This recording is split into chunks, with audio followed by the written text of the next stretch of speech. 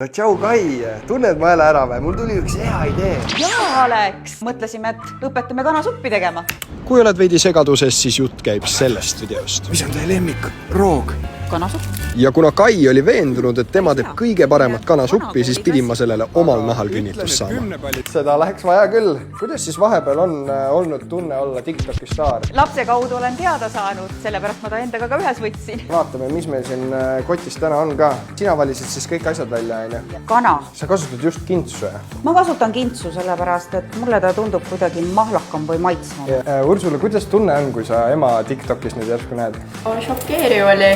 Kõik sõbrad olid helistanud, mis toimub. Ma mäletan, kui ma keetsin elus ise esimest kanasuppi. Külas meil olid talgud tulemas ja üks talgulistest tuli mul tuppa, tõstis kulbiga seda kanasuppi ja küsis, kas me hakkame tapeeti panema. Pidime klimpe tegema hakkama. Pidime klimpi tegema hakkama, õige. Ja kana palume siia. Paneme sinna nüüd supi sisse valmis ära kartuli. Teed palju lihtsamalt seda suppi, kui mina tegin. Kommenteeri alla, kas mais on halb mõte või hea mõte.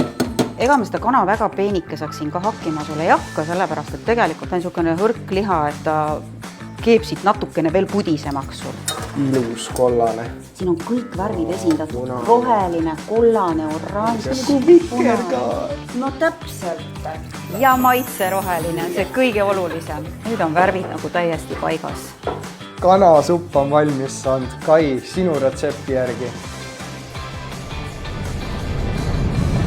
I'm out here.